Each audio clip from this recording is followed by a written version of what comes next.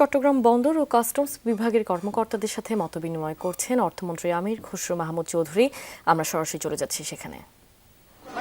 স্থিতিশীলতার দিকে নিয়ে যাওয়া, পরবর্তীতে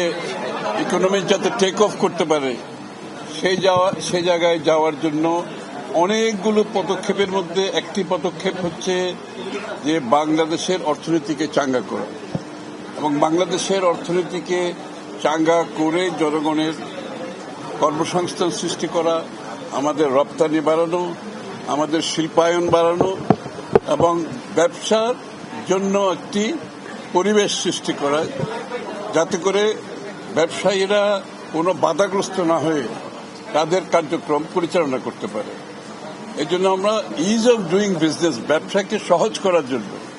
যে বিগত দিনে যে সমস্যাগুলো তৈরি হয়েছে, যে বাধাগ্রস্ত করা বিভিন্ন পর্যায়ে ব্যবসায়িক কার্যক্রমকে এবং বিভিন্ন রেগুলেশনের মাধ্যমে বাধাগ্রস্ত করা, এখান থেকে বেরিয়ে আসার জন্য ইতিমধ্যে আমরা ডিরেগুলেশন আমাদের বাজেটে সরকারের পক্ষ থেকে বলা হয়েছে এবং ডিরেগুলেশনকে আরো কার্যকর করার জন্য, এটাকে বাস্তবায়ন করার জন্য অনেকগুলো পদক্ষেপের মধ্যে একটি পদক্ষেপ হচ্ছে আজকের এই সভাটা। এবং এই সভাতে আমরা যেটা করেছি, কাস্টমসের ব্যাপারে, পোর্টের ব্যাপারে ব্যবসায়ীদের কার্যক্রম যাতে নিবিড়ভাবে সিমলেসলি বাধাগ্রস্ত ছাড়া যাতে চলতে পারে,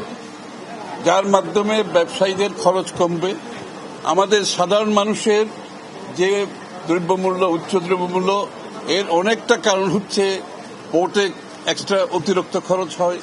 কাস্টমসের দীর্ঘসূত্রিতার বিষয়টা বারবার উঠে এসেছে। এই জন্য আজকে এনবিআর চেয়ারম্যান সাহেব আসছেন, পোর্টের চেয়ারম্যান সাহেব আছেন, আমরা জয়েন্টলি সবাইকে নিয়ে বসে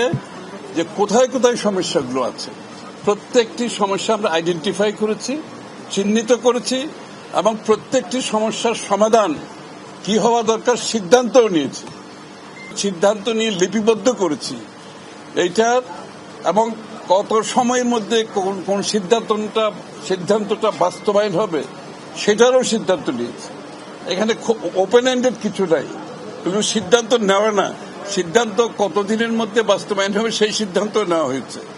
যাতে করে আগামী দিনে পোর্ট কাস্টমস একসাথে কাজ করতে পারে।